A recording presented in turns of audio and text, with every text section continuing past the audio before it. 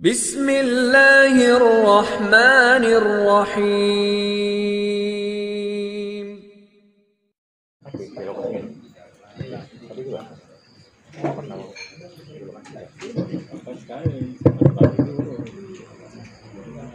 Assalamualaikum warahmatullahi wabarakatuh. Alhamdulillah, wa syukurillah, wa la khawfa wa la quwwata illa billah. Asyhadu an la ilaha illallah wahdahu la syarika lah wa asyhadu anna Muhammadan abduhu wa rasuluhu alladzi la nabiyya ba'dahu.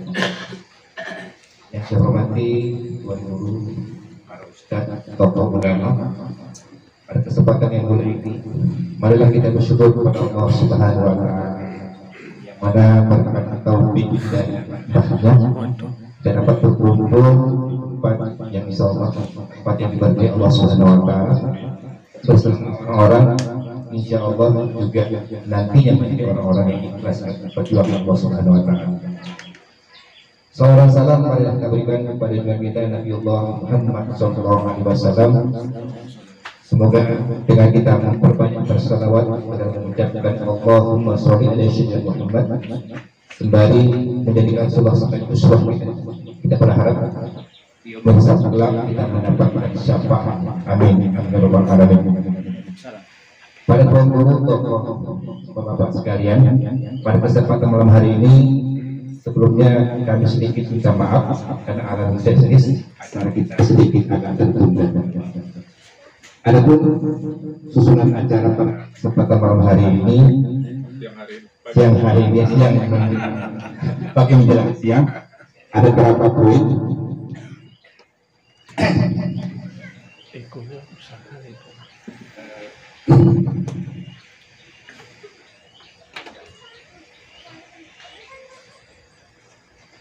Yang pertama, pembukaan oleh saya sendiri agar mendapatkan keberkahan Allah Subhanahu wa taala. Maka kita buka acara ini dengan membacakan Ummul Quran Al-Fatihah.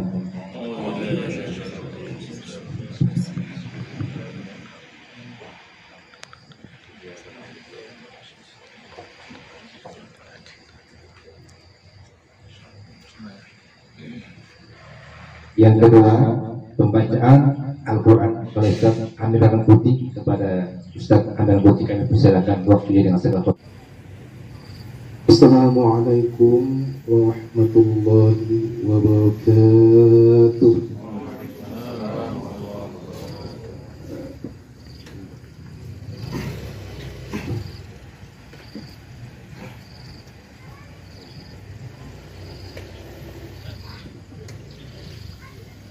A'udzu billahi minasy syaithanir rajim.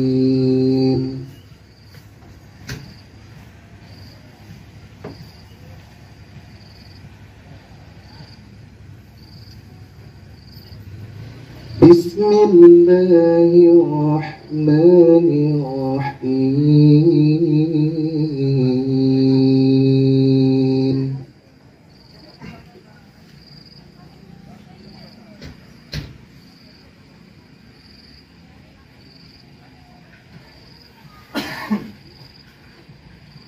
Subhanalladzi asra bi'abdihi laylan minal masjidil haram ilal masjidil aqsa.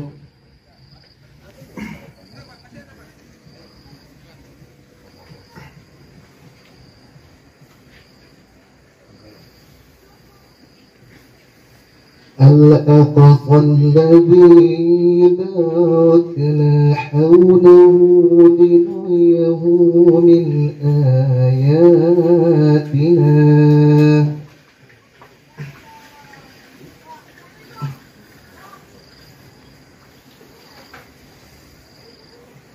إنه هو السميع البصير.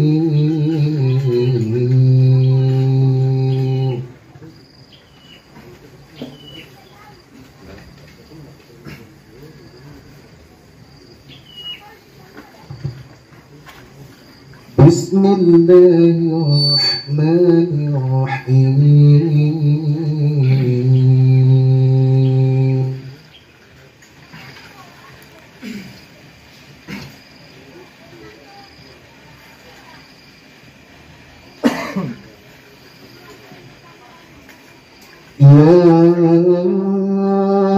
أيها الذين آمنوا كونوا أنصار الله كما قال عيسى بن مريم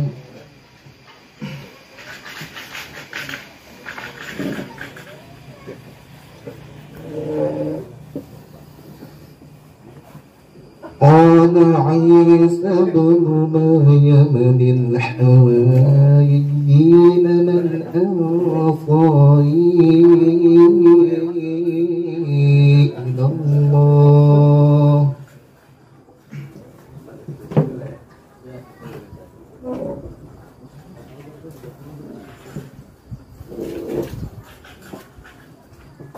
قال الحواريون نحن أنصار الله فآمن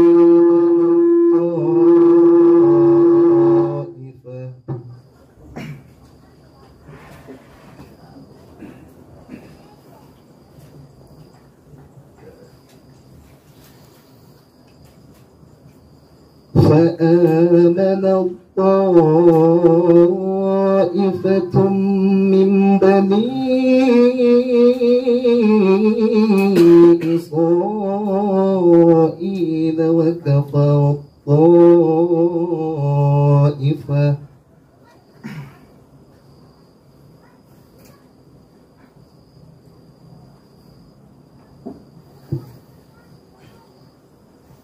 فأيدنا الذين آمنوا على عدوهم فأصبحوا ظاهرين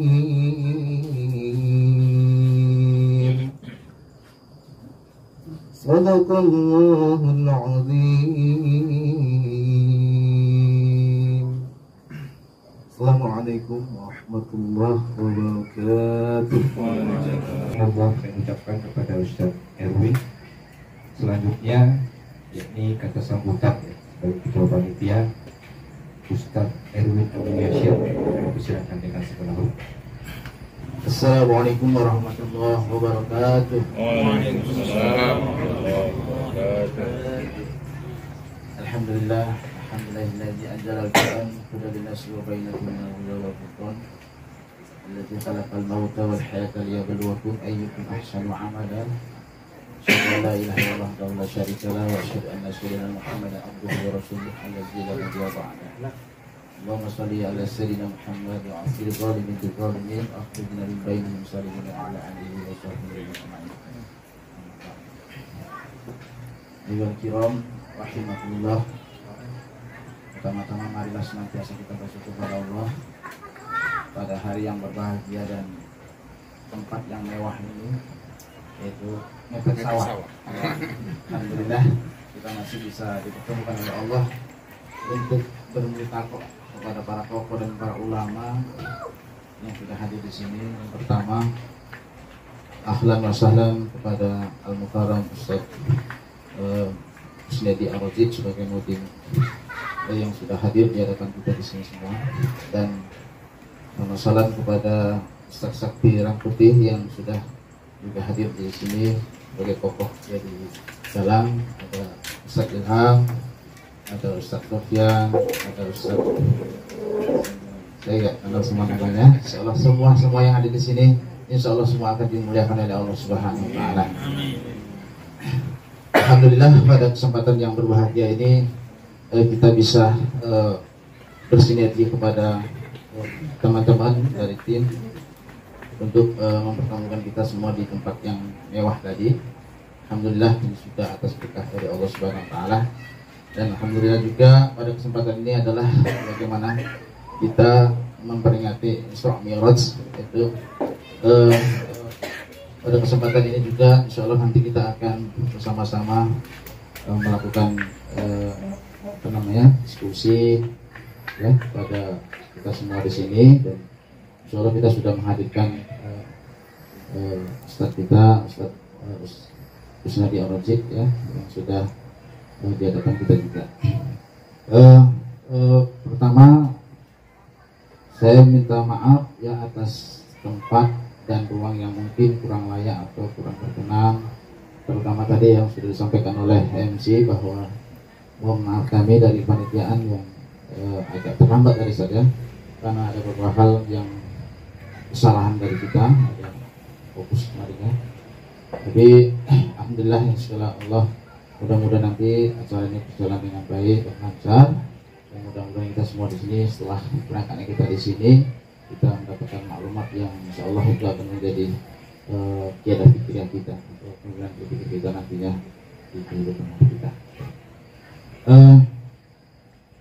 Juga kami ucapkan terima kasih kepada para teman-teman panitia yang sudah bersusah payah untuk bersama-sama untuk mensukseskan acara ini. Insya Allah nanti kita setelah acara ini, setelah selesai ini kita akan bersama-sama makan siang lah ya, makan siang. Insya Allah nanti kita siapkan. Mudah-mudahan nanti juga ini bisa menambah kita semua, menambah kehidupan, keakraban, keukhuwatan kita kepada sama-sama tokoh. Mungkin singkat itu saja, juga waktu sudah berjalan hampir panjang. Saya tutup saja dengan billahi taufiq wal hidayah. Assalamualaikum warahmatullahi wabarakatuh.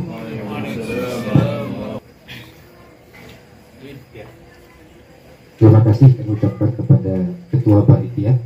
Jadi tadi ada pesan. Kita insya Allah sehabis ini akan ada acara makan-makan. Dan insya Allah sini banyak kolam, seperti ikan-ikan segar. Jadi kami berharap kepada peserta, pada acara ini jangan pulang dulu. Insya Allah kita akan memperingati project juga sambil makan-makan. Selanjutnya inilah acara kita tunggu-tunggu, yakni pemaparan materi oleh Ustaz Husnadi Ar-Razi, ya, merupakan Khatib Majelis Darul Nawawi. Hari ini kita akan membahas tema Islam Tubiwan Ummah, ya, 100 tahun umat tanpa khilafah. Tanpa memperpanjang mukadimah, kami persilakan kepada Ustaz Husnadi Ar-Razi waktu dan tempatnya. Assalamualaikum warahmatullahi wabarakatuh. Waalaikumsalam. Alhamdulillah, alhamdulillahirabbil alamin, wa bihi nasta'inu ala umuri dunya waddin, wa ala alihi wa ashabihi at-tayyibin at-tahirin. Allahumma inna nas'aluka ilman nafi'an wa rizqan thayyiban wa amalan mutaqabbalan wa na'udzu bika min ilmin la yanfa'u wa amalin la yanfa'u wa du'atin la yusma'. Alhamdulillah, para sakit sekalian, para tokoh yang dimuliakan oleh Allah Subhanahu wa taala. Kita bersyukur pada Allah karena hari ini kita bisa berjumpa, bisa berkumpul duduk di sini. Mudah-mudahan semakin menambah ukhuwah Islamiyah, menambah kedekatan kita, keakraban kita, dan nanti mungkin ada beberapa hal yang mungkin barangkali bisa kita diskusikan sebagai upaya kita untuk memperhatikan urusan. Yang kedua, salat dan salam semoga tercurahkan kepada qudwah kita Nabi Allah Muhammad sallallahu alaihi wasallam dan juga kepada seluruh keluarga beliau, sahabat-sahabatnya serta seluruh mukmin dan mukminat yang ittiba' kepada beliau, yang menghidupkan sunnahnya dan yang menjalankan apa yang telah jelas. Barangkali mungkin sebelum saya menyampaikan beberapa hal ini dari panitia, ada tayangan video yang mungkin bisa kita tonton bersama-sama.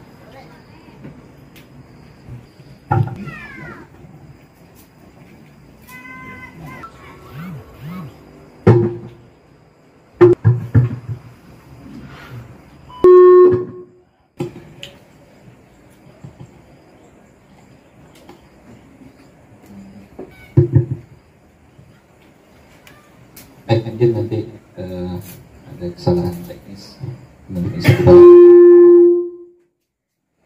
Para sakit sekalian yang Rahmati Allah Subhanahu wa taala.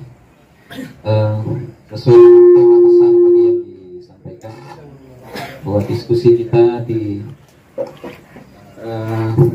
pagi hari ini berkaitan dengan time to be one ummah. Ini waktu di mana kita bisa menjadi satu umat. Waktunya kita menjadi satu umat.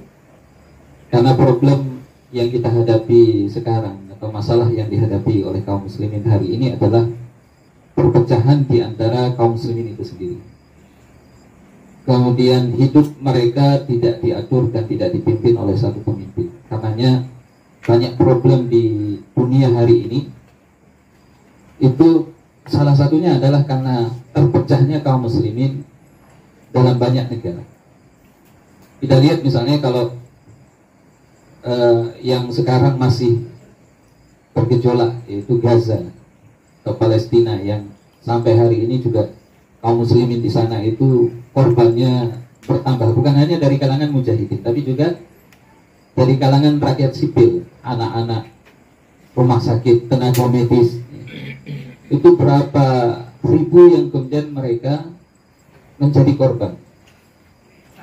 Padahal kaum muslimin ini bukan tidak punya pemimpin, mereka punya pemimpin. Di Arab mereka punya pemimpin. Di Mesir mereka punya pemimpin. Kemudian juga termasuk di negara Asia Tenggara mereka punya pemimpin. Tapi persoalannya pemimpin kaum muslimin ini di banyak negara ini ternyata tidak bisa menyelesaikan persoalan itu. Kalau kita lihat misalnya ini bisa di next, ketika pertemuan ini negara Arab Muslim yang diinisiasi oleh OKI sekitar bulan Oktober atau November, ketika mau membicarakan masalah apa yang terjadi di Palestina, itu kan ada 31 klausul, 31 keputusan yang diputuskan di pertemuan itu. Di antaranya ini yang saya soroti dua. Di antaranya adalah seruan untuk menyetop ekspor senjata ke Israel. Karena negara-negara barat seperti Amerika itu yang menjadi negara yang memasok senjata ke Israel. Jadi mereka memberikan dukungan real, memberikan dukungan real kepada Israel, kepada penjajah di Palestina. Nah, salah satu keputusannya adalah menyetop ekspor senjata ke Israel. Tapi apakah kemudian keputusan ini efektif? Karena siapa yang bisa menghentikan negara sebesar Amerika? Jadi kalau ini hanya sekedar kecaman itu tentu tidak akan efektif. Jangankan keputusan dari negara OKI, resolusi Dewan Keamanan PBB saja bisa diveto oleh Amerika. Kemudian menuntut Dewan Keamanan PBB untuk mengeluarkan resolusi setelah Israel mengebun rumah sakit yang ada di sana. Ini juga kalau kita katakan ini keputusan yang tidak memiliki power sama sekali. Jadi kalau sekedar menuntut resolusi dari Dewan Keamanan PBB, kalau kita lihat dari sejarah sudah berapa banyak resolusi Dewan Keamanan PBB yang dikeluarkan untuk menyelesaikan persoalan Palestina, tapi kan nggak selesai juga. Apalagi kemudian di belakangnya adalah Amerika yang menjadi pemegang hak veto di PBB. Jadi berkumpulnya negeri-negeri Muslim itu kemudian menghasilkan keputusan itu juga tidak mampu menyelesaikan akar persoalan utama di Palestina, yaitu penjajahan. Yang namanya penjajahan ini kan mesti penjajahnya diusir, bukan penjajahnya diberikan tempat. Sama halnya seperti dulu kita menghadapi penjajahan sebelum masa kemerdekaan. Ya solusinya kan bukan memberikan tanah kepada penjajah, tetapi mengusir penjajah dari negeri kita. Begitu juga dengan apa yang terjadi di Palestina. Ini persoalan semacam ini tentu tidak akan terjadi kalau kemudian kaum muslimin itu hidup di bawah satu komando saja. Sebagaimana dulu ketika masih ada Sultan Abdul Hamid kedua sebagai khalifah terakhir itu orang-orang Yahudi seperti Theodor Herzl ketika menghadap Sultan Abdul Hamid II meminta tanah, padahal mereka minta untuk diberikan tempat saja tinggal di Palestina. Sultan Abdul Hamid itu tidak memberikan pintu. Beliau malah mengatakan bahwa ini tanah bukan milik saya, ini milik kaum muslimin. Jadi selama masih ada khalifah kaum muslimin itu, Yahudi tidak akan pernah mendapatkan tempat atau tidak akan pernah bisa menjajah, mengambil, merampas tanah milik kaum muslimin. Ini yang terjadi. Belum lagi persoalan lain misalnya di India misalnya. Sampai sekarang kaum muslimin di sana masih mengalami diskriminasi. Uighur, Rohingya yang sampai saat ini kemudian mereka masih mencari tempat. Bahkan sebagian kaum muslimin itu tidak mau memberikan tempat, terprovokasi oleh sebagian orang. Artinya kemudian mengusir sebagian saudara-saudara kita yang mereka itu justru ingin meminta perlindungan kepada kaum muslimin, saudara mereka yang lain. Tapi tidak ada satupun dari penguasa muslim itu yang bisa memberikan perlindungan, padahal itu tugas mereka. Dan muslim ini sebagaimana kata Nabi, kalbunyan, muslim itu seperti ibarat bangunan, yashuddu ba'duhu ba'dan, yang mereka itu saling menguatkan satu sama lain. Kal jasad wahid, seperti satu tubuh. Yang kalau kemudian ada satu bagian tubuh itu yang merasakan sakit, ya, bagian yang lain juga ikut merasakan sakit. Apa yang dialami oleh saudara kita di belahan bumi yang lain itu menjadi persoalan kita. Belum lagi di Eropa kita mengalami sama diskriminasi juga, Islamofobia, yang katanya negara demokrasi, ya, diberikan kebebasan, orang bebas untuk melakukan apa saja, bahkan melakukan hal-hal yang melanggar fitrah pun diberikan ruang kalau di barat. Orang kalau nikah beda agama itu bahkan dibuatkan undang-undang legal kan di sana. Amerika misalnya sudah legal pernikahan sesama jenis. Kenapa? Karena ya prinsip demokrasi itu kan memberikan kebebasan berkehendak, kebebasan berbuat, kebebasan berpendapat dan seterusnya. Tapi ketika muslim ingin menampakkan simbol-simbol keislaman, ingin mengamalkan ajaran agamanya, memakai jilbab niqab saja itu nggak bisa di sana. Di Perancis itu berapa kali kan muslimah itu mengalami pelecehan. Belum lagi di negara-negara yang lain. Nah, siapa yang memberikan pembelaan itu?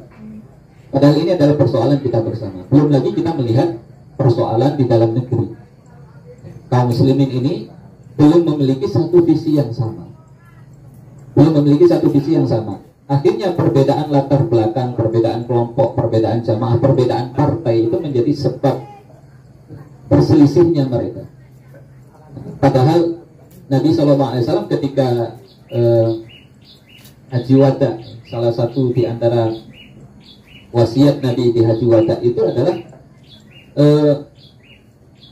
Nabi mengatakan bahwa tidak ada perbedaan antara Arab dengan non-Arab. Tidak ada perbedaan antara orang yang berkulit putih dengan orang yang berkulit hitam, berkulit merah dengan berkulit hitam. Kenapa? Karena mereka itu satu, Tuhannya satu, kiblatnya satu. Yang membedakan kita dengan satu sama lain itu adalah ketakwaan. Jadi persoalan kaum muslimin hari ini tidak hanya di Indonesia tapi juga di belahan bumi yang lain itu disebabkan karena satu, karena kita tidak memiliki kekuasaan yang itu bisa menolong kita menjaga darah kita, menjaga kehormatan kita dan menjaga harta kita. Karenanya di dalam satu makalah Sayyidina Hasan Al-Basri itu beliau mengatakan, laula sultan la akalan nasu ba'dahum ba'd. Andaikan tidak ada kekuasaan, tidak ada sultan, tidak ada khalifah, ya sungguh manusia itu akan menzalimi satu sama lain. Ketika tidak ada kekuasaan yang menjaga kaum muslimin itu, maka tentu satu sama lain akan saling menzalimi di antara mereka. Dan kekuasaan yang bagaimana yang kita inginkan? Kekuasaan sebagaimana yang disebutkan di dalam surah Al-Isra ayat 80, ketika Allah mengabadikan doanya Nabi SAW. Di ayat itu Allah mengatakan, wa qur rabbi adkhilni mudkhala sidqin wa akhrijni mukhraja sidqin waj'al li min ladunka sultanan nasira. Wa qul, dan katakanlah, Rabbi, ya Tuhanku, masukkanlah aku secara masuk yang benar dan keluarkanlah aku secara keluar yang benar, dan berikanlah aku dari sisimu sultanan nasira, kekuasaan yang menolong. Ini doa Nabi SAW, permintaan Nabi kepada Allah Subhanahu wa Ta'ala agar beliau diberikan kekuasaan yang menolong itu. Apa makna kekuasaan yang menolong? Kalau kita lihat tafsir misalnya, salah satunya di dalam apa yang ditulis oleh Imam Al-Qurtubi di dalam tafsirnya. Jadi ungkapan Nabi waj'alli min ladunka sultanan nasira, itu beliau mengutip salah satunya adalah kaulnya Sayyidina Al-Hasan Al-Basri. Wa dhahaba Al-Hasan ila annahu al-'izzu wan nasru wa izharu dinihi 'ala ad-din kulli. Jadi sultanan nasira itu adalah al-'izzu, kemuliaan, pertolongan dan kemenangan agama ini di atas seluruh agama. Jadi yang diinginkan, yang diminta oleh Nabi SAW agar agama yang beliau bawa itu dimenangkan di atas agama-agama yang lain. Wa'adahu Allahu la yanzi'anna mulka Faris, mulka Farsi warrumi wa ghairiha. Dan Allah memberikan berjanji kepada Nabi Muhammad SAW bahwa sungguh Allah akan mencabut kekuasaan Persia, kekuasaan Romawi, dan kekuasaan yang lain. Jadi dicabutnya kekuasaan itu dengan apa? Terintegrasinya wilayah mereka itu menjadi bagian daripada kaum muslimin. Dan itu terwujud di masa Sayyidina Umar bin Khattab. Ketika beliau masuk ke Persia, Persia menjadi bagian dari kekuasaan kaum muslimin. Romawi juga begitu, ditaklukkan menjadi bagian dari kekuasaan kaum muslimin. Nah, sejalan dengan itu, Syekh Wahbah Az-Zuhaili beliau juga mengatakan di dalam Tafsir Al-Munir. Jadi ungkapan Nabi waj'alli min ladunka sultanan nasira, ay waj'alli hujjatan bayyinatan tansuruni ala man khalafan. Jadi pertama kata beliau, tafsirannya adalah bahwa beliau meminta hujjah bayyinah, hujjah yang nyata, yang dengan hujjah itu akan menolong aku, tansuruni ala man khalafan, terhadap siapa saja yang menyelisih itu. Atau kata beliau yang dimaksud dengan sultanan nasira itu adalah izzan mulkan wa izzan qawiyyan, di kekuasaan dan kemuliaan yang kuat, yang kokoh. Nasiran lil islami alal kufri, yang kekuasaan itu menolong Islam atas orang-orang kafir. Dan Allah wujudkan kepada Nabi SAW dengan datangnya sebagian kabilah Ansar, Aus dan Khazraj yang memberikan nusrah kepada Nabi. Kan Nabi datang itu mendatangi setiap kabilah. Banyak kabilah yang didatangi oleh Nabi SAW untuk meminta kekuasaan, yang dengan kekuasaan itu bisa memberikan himayah, perlindungan, pertolongan terhadap agama Allah. Beliau datang kepada Bani Amir bin Sa'sa'ah, datang kepada Bani Kindah, datang ke beberapa kabilah, bahkan ada yang menolak, ada yang menerima dengan syarat. Ya Muhammad, kalau nanti engkau kalau kekuasaan ini engkau dapatkan dan setelah engkau meninggal, maka kembalikan kekuasaan ini kepada kamu. Karenanya kemudian Nabi mengatakan al-amru ilallah. Di perkara ini ya kita kembalikan kepada Allah. Allah meletakkan perkara ini, kekuasaan ini kepada siapa saja yang dikehendakinya.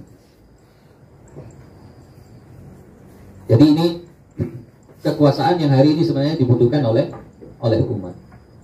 Jadi kaum muslimin, pemimpin-pemimpin mereka yang hari ini dapat kekuasaan itu, tetapi kekuasaan mereka ternyata tidak mampu menolong kaum muslimin itu sendiri. Jadi kita lihat bagaimana di Arab itu, ketika terjadi bombardir di Gaza itu, justru di Arab Saudi itu penguasanya mengadakan riot season itu, konser besar gitu, yang seolah-olah tidak terjadi apa-apa di belahan bumi yang lain, termasuk di Palestina. Bahkan membicarakan Palestina saja ditangkap di sana, di Saudi. Bawa bendera Palestina saja ditangkap oleh penguasa, oleh istana. Jadi bicara saja itu sudah ditangkap. Berarti kan mereka punya kekuasaan, mereka punya segala-galanya, materi, harta, militer dan seterusnya, tetapi itu tidak digunakan untuk menolong kaum muslimin. Dan ini juga akibat dari disekat-sekatnya kaum muslimin itu, sehingga terbagi menjadi beberapa negara. Dan kenapa kita mesti membicarakan kekuasaan, dan kekuasaan itu persoalan yang penting di dalam Islam, karena Imam Al-Ghazali sendiri mengatakan bahwa tidak bisa dipisah dua hal ini, kekuasaan dan Islam itu, atau agama dan kekuasaan itu sesuatu yang tidak bisa dipisah. Asasnya itu pasti akan hancur. Di salah satu kaulnya Imam Al-Ghazali di dalam kitab Al-Iqtisad fil Iqtisad, beliau mengatakan ad-dinu wa sultanu taw'aman. Jadi agama dan kekuasaan itu ibarat saudara kembar. Tantangan besar kaum muslimin. Tidak bisa dipisahkan. Tidak bisa dipisahkan satu sama lain. Tahun 1924 Ad-dinu usul. Jadi beliau mengatakan din itu, agama itu adalah dari asas. sekularisasi. Wasultanu harisun. Itu dialami oleh kaum muslimin. Kekuasaan adalah itu adalah penjaganya. gesernya Famala usalahu famahdumu. Segala sesuatu yang tidak ada asasnya itu pasti akan itu. hancur. Kalau dulu orang itu masih menjadi Wa ma la harisalahu qadha'iun. Segala sesuatu yang tidak ada penjaganya pasti akan hilang. termasuk di barat. Jadi kita lihat bagaimana negara-negara sekuler itu yang mereka Itu tidak bisa menjawab sudah memisahkan agama dengan kembalikan itu kepada negara. Fasluddin anidawlah. Ini kan sekularisasi, ini kan tantangan besar kaum muslimin. Gelombang sekularisasi setelah runtuhnya Turki Utsmani tahun 1924 itu menyebabkan salah satu, ada 3 dampak dari sekularisasi ini. 3 dampak yang itu dialami oleh kaum muslimin. Yang pertama adalah bergesernya teosentris ke antroposentris. Teosentris itu kalau dulu orang itu masih menjadikan agama itu sebagai patokan. Segala sesuatu itu mesti dikembalikan kepada agama. Termasuk di barat dulu kan. Meskipun kita tahu bagaimana agama mereka itu tidak bisa menjawab tantangan zaman. Tapi dulu orang masih mengembalikan itu kepada agama. Tapi setelah terjadi munculnya sekulerisme di Eropa, agama itu ditinggalkan. Ya, karena agama mereka tidak bisa menjawab berbagai macam persoalan yang muncul. Yang terjadi adalah pergeseran itu ke antroposentris. Antroposentris itu berarti menjadikan manusia sebagai pusat. Agama itu tidak bisa dipakai lagi. Jadi segala sesuatu itu mesti diukur dengan akal, dengan hawa nafsu. Sekuler itu kan bermakna di sini dan sekarang, itu kata Syekh Naqib Al-Atas.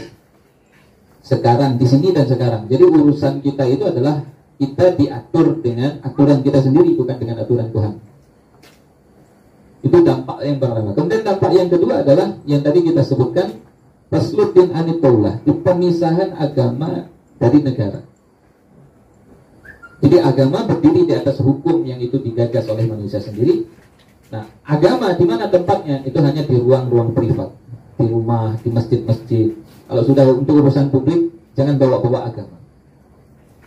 Jadi agama itu hanya boleh dibicarakan di mimbar-mimbar. Agama hanya boleh dibicarakan di dalam kajian-kajian di masjid, dan itu terbatas. Agama hanya boleh dibawa ketika ada orang meninggal. Selama dia hidup, dia tidak bawa agama. Ketika dia mati, dia baru bawa agama. Nah, itu dampak dari sekularisme. Dan yang ketiga adalah dampak dari sekularisme ini adalah penolakan besar-besaran, atau kemudian ada anggapan dari kaum muslimin bahwa Islam ini hanya mengatur aspek ritual saja. Dan ini kan yang terbayang di benak banyak orang sekarang, bahwa Islam itu hanya mengatur satu aspek saja, itu aspek ritual itu. Orang tidak pernah membayangkan ternyata Islam itu luas sekali. Islam itu mencakup semua hal.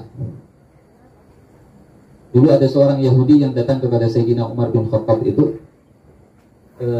Dia mengatakan, wahai Umar, ada satu ayat yang itu diturunkan kepada kalian, yang andaikan ayat itu diturunkan kepada kami orang Yahudi, maka pasti kami akan menjadikan hari di mana ayat itu diturunkan sebagai hari Id, hari raya. Kemudian Sayyidina Umar bertanya, ayat mana yang kau maksud? Kemudian Yahudi itu mengatakan, al-yawma akmaltu lakum dinakum wa atmamtu alaikum ni'mati wa raditu lakumul Islam madinah. Di hari ini telah aku sempurnakan bagi kalian agama kalian. Wa atmamtu alaikum ni'mati, dan aku sempurnakan bagi kalian nikmatku, dan aku ridhoi bagi kalian Islam sebagai agama. Andaikan itu turun kepada orang Yahudi, mereka senang sekali. Tapi ternyata ayat itu tidak turun untuk mereka. Itu turun untuk kaum muslimin, yang menunjukkan bahwasanya Islam ini kamil, syamil, sudah lengkap dan menyeluruh, mengatur semua aspek kehidupan.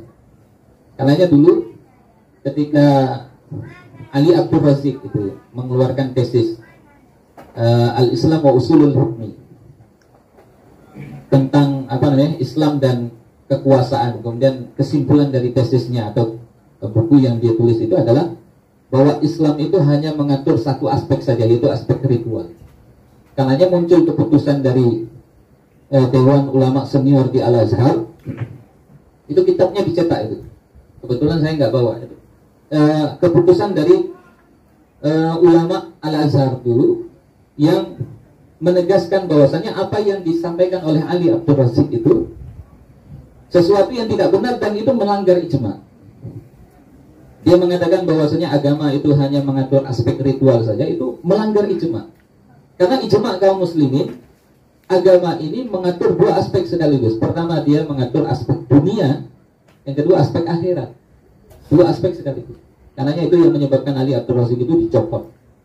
Gelar sarjananya itu ditarik oleh Al-Azhar. Jadi para ulama paham betul bahwa Islam ini bukan sekedar agama sebagaimana agama yang ada di barat, sebagaimana agama lain yang itu hanya mengatur urusan individu dengan Tuhannya saja. Karenanya kalau agama ini dia mengatur banyak hal, berarti dia mesti menjadi landasan. Jadi sekulerisme itu tidak cocok kalau kemudian dibawa ke dunia muslim. Jadi sekularisasi itu kalau misalnya di barat, ya, mungkin cocok bagi mereka karena memang agama mereka tidak lengkap. Tidak lengkap. Nah, tapi kalau dibawa ke muslim justru malah mundur. Kaum muslimin akan mengalami kemunduran. Karena agama umat ini bangkit itu dulu justru karena agamanya. Jadi ini kaulnya Imam Al-Ghazali yang menunjukkan kepada kita bahwasanya ini dua hal yang tidak bisa dipisahkan. Nah, kekuasaan inilah yang disebut oleh para ulama dengan al-imamah, al-khilafah, atau imaratul mu'min. Mutaradifah ini sinonim saja, ini istilah-istilah semacam ini kata Imam An-Nawawi sinonim. Nah, apa itu khilafah? Nah, khilafah itu Imam Al-Mawardi itu beliau mengatakan. Ini dikutip oleh Syekh Ad-Dumaiji di dalam kitab Al-Imamah Al-Uzma, bahwa imamah itu adalah mawdu'atun li khilafatin nubuwah fi hirasatid din wa siyasatid dunya bihi. Imamah itu adalah jabatan yang terkait dengan pengganti kenabian dalam memelihara urusan agama dan mengurusi dunia dengannya. Jadi gambaran bahwa imamah atau kemudian al-khilafah itu adalah kepemimpinan yang itu dijalankan oleh kaum muslimin, yang tujuan ditegaknya kekuasaan ini adalah untuk mengatur kaum muslimin itu sendiri dengan agama mereka, bukan dengan yang lain, ya, dengan agama mereka sendiri. Nah, hari ini kan kita tidak diatur dengan agama kita, tapi diatur dengan hukum yang lain.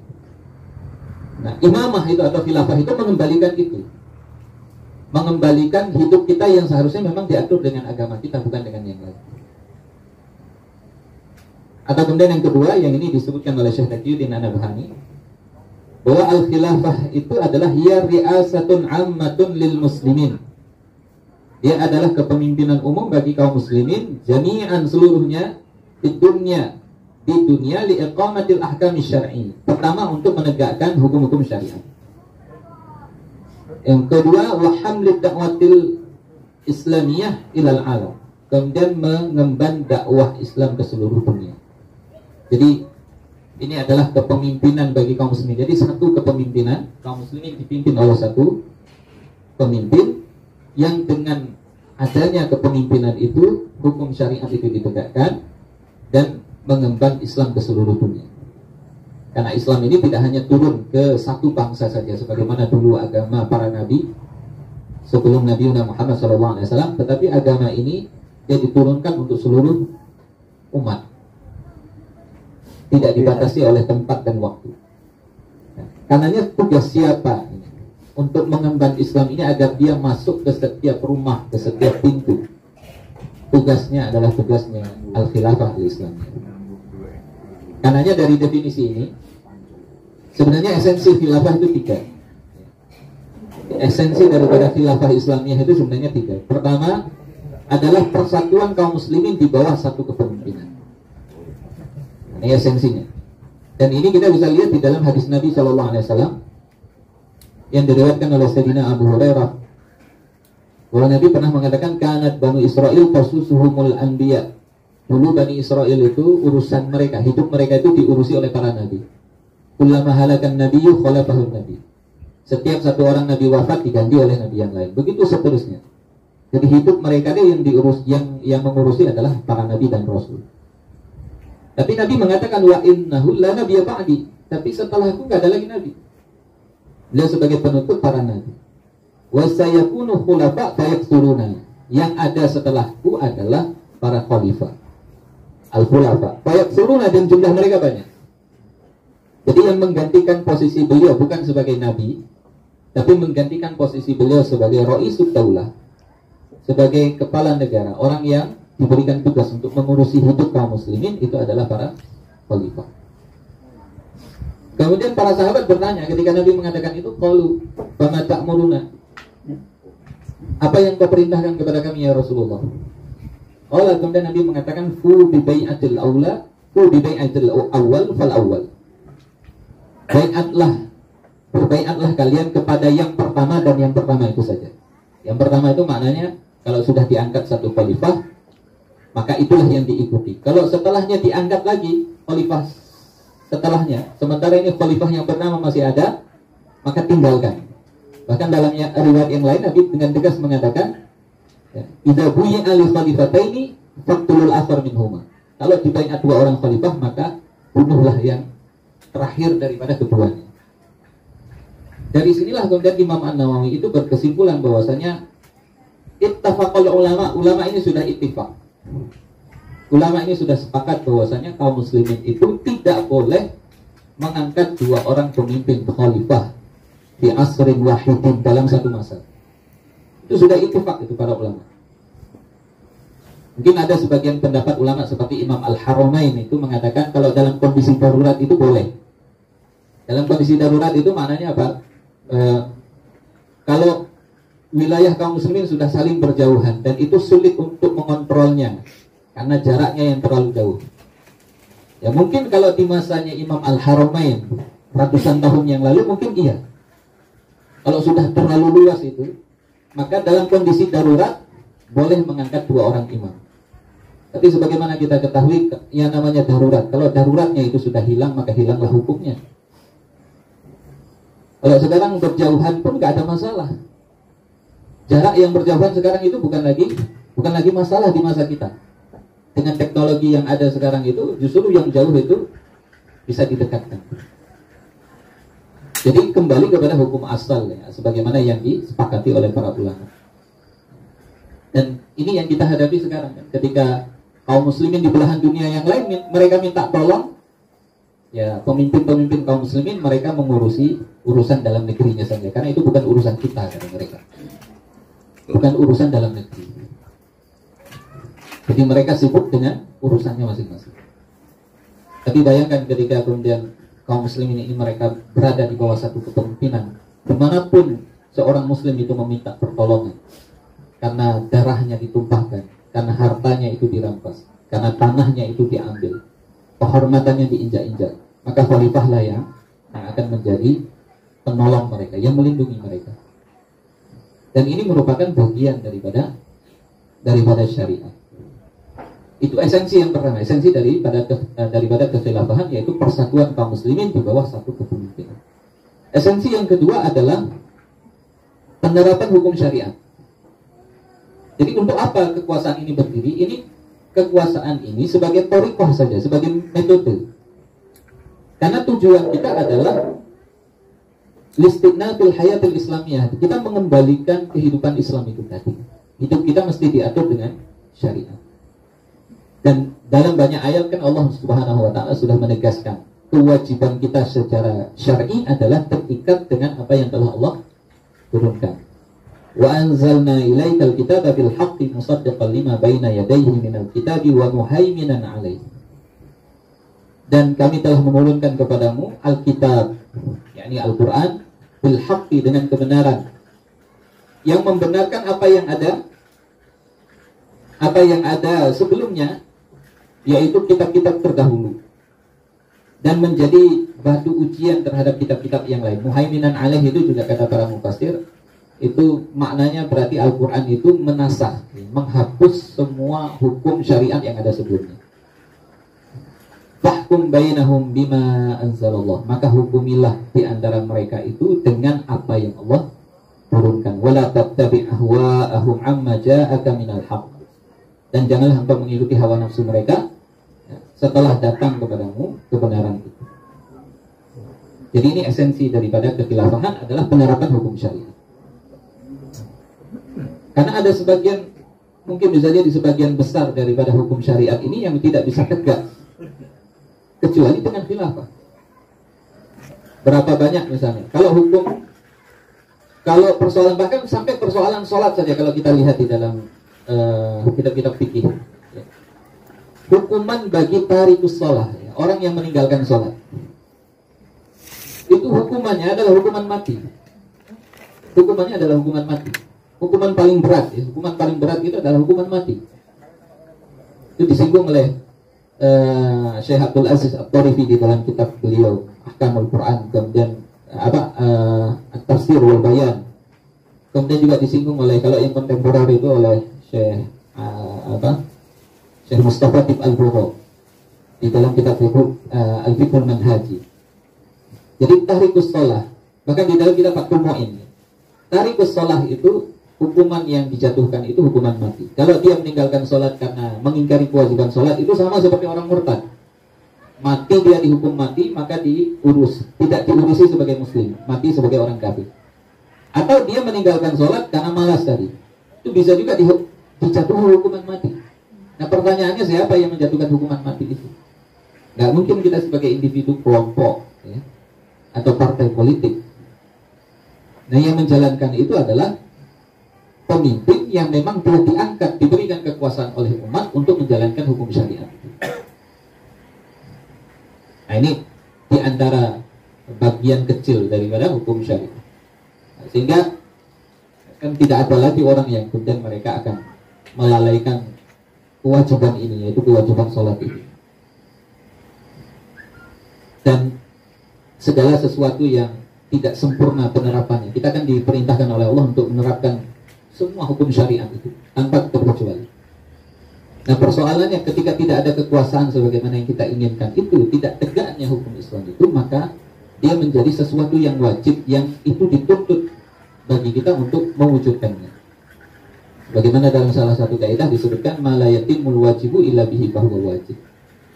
Sesuatu yang suatu perkara yang dia tidak sempurna, perkara yang wajib itu dia tidak sempurna penerapannya kecuali dengan sesuatu yang lain, maka sesuatu itu menjadi wajib. Kemudian esensi yang ketiga adalah mengemban dakwah ke seluruh dunia. Ini yang kita sebut tadi wahamd dakwatil islamiyah ilal alam. Jadi tugas khilafah itu mendakwahkan Islam di seluruh dunia. Karena sekarang banyak orang-orang kafir yang kemudian mereka termakan propaganda negara-negara besar seperti Amerika. Sejak Global War on Terrorism itu, orang kan Islamofobia sekarang, fobia terhadap Islam. Nah, kewajiban kita itu untuk menjelaskan.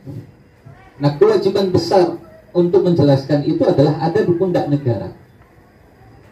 Nah, negara itu yang punya kewajiban untuk mendakwahkan Islam itu kepada orang-orang kafir. Dulu tahun 2008 itu saya ingat, ketika kita ketemu dengan beberapa kelompok Nasrani, ada satu organisasi itu, unit kerohanian Kristen di Malang dulu, di Jawa Timur. 2008 itu kan terjadi krisis global.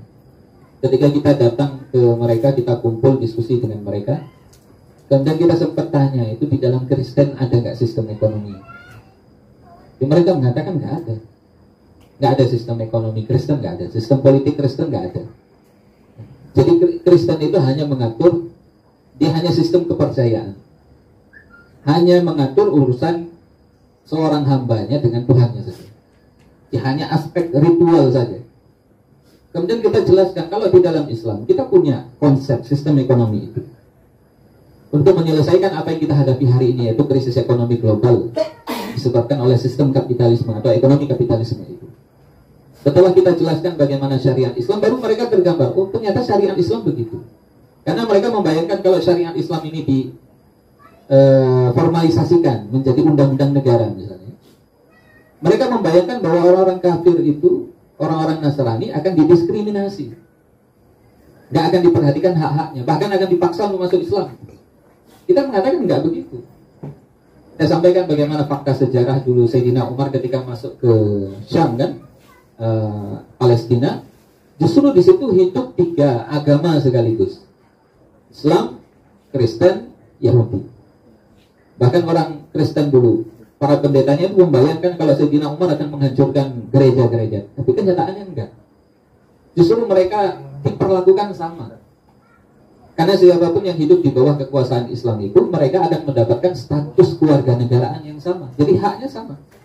Nggak ada yang berbeda. Jadi mereka mengatakan, sampai kemudian tadi kawan-kawan kita dari Nasrani itu mengatakan, kalau seperti ini syariat Islam, kami setuju. Kami setuju kalau negara ini diatur dengan syariat Islam. Dan mereka mengatakan demikian. Dulu ada sekitar 40 orang itu yang kumpul di situ. 40 orang Nasrani, 39 orang itu mengatakan kami setuju, cuma 1 yang enggak. Jadi mayoritas mereka mengatakan setuju. Jadi memang selama ini mereka enggak mendapatkan gambaran yang cukup tentang Islam itu. Akhirnya muncul fobia tadi itu. Ya, kita dituduh macam-macam kan. Ya itu karena propaganda dari negara-negara besar. Jadi kita bersaing dengan negara-negara besar seperti negara adidaya. Nah ini tugasnya siapa? Tugasnya negara. Apalagi saudara kita yang ada di Papua itu, yang kalau kita lihat yang di pedalaman itu seperti jauh dari peradaban. Ya, pakaiannya seperti itu. Dulu pernah kita ketemu dengan Ustadz Fadlan Oromantan, itu beliau cerita di sana itu kita masuk ke sana itu sejak tahun 80-an. Masuk ke pedalaman Papua. Yang kita saja datang dari Jayapura itu ke daerah pedalaman itu harus naik pesawat. Setelah naik pesawat, naik mobil lagi, kemudian jalan kaki lagi masuk ke hutan selama 5 hari. Jalan kaki masuk. Karena nggak bisa lagi masuk kendaraan. Sampai ke pedalaman itu 5 hari. Nah setelah ke sana, kemudian beliau karena dakwahnya itu luar biasa ya. Beliau hanya bawa sabun, sampo. Nah orang di sana nggak pernah mandi pakai sabun, nggak pernah mandi pakai sampo. Jadi dikasih sabun, dikasih sampo.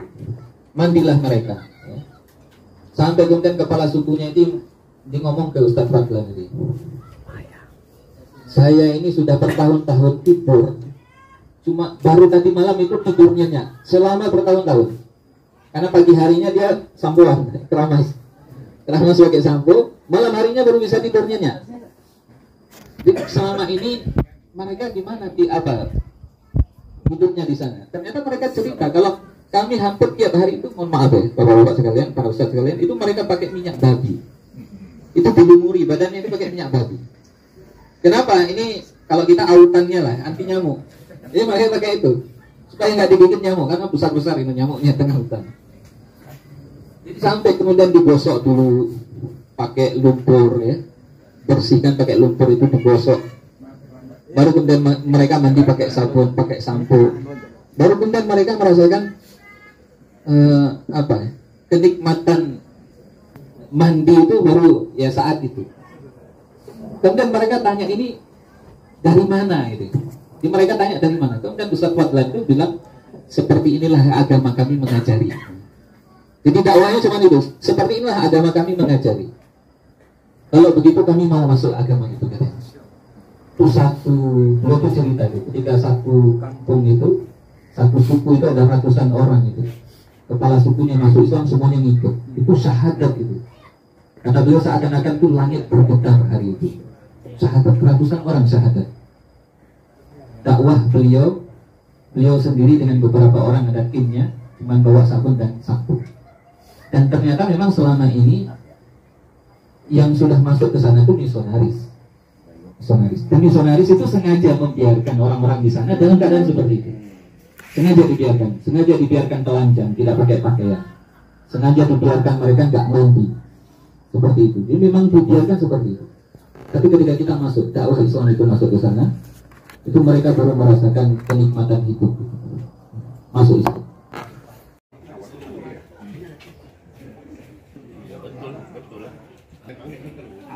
Awalnya memang saya tribun OSIS.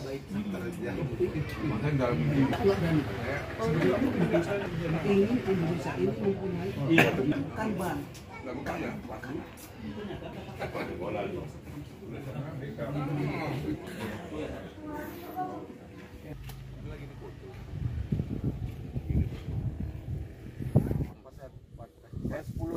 10. Nanti kira orang nyerah, Pak? Nyerah? Oh, enggak. Oh, Masya Allah. Jadi 10 tahun gitu? 10 tahun? Oh, 100 tahun. Udah, Ustaz. Udah? Janganlah, sinilah juga saudaraku. Ya, Kan paket kawan-kawan ini. Waduh. Bangun.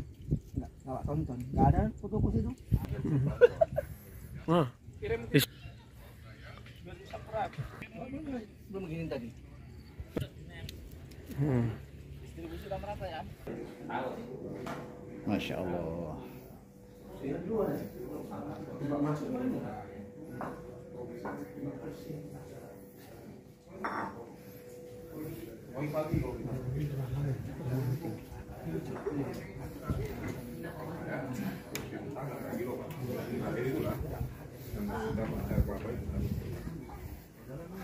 Ustaz, awas kesangkut duri Ustaz ya.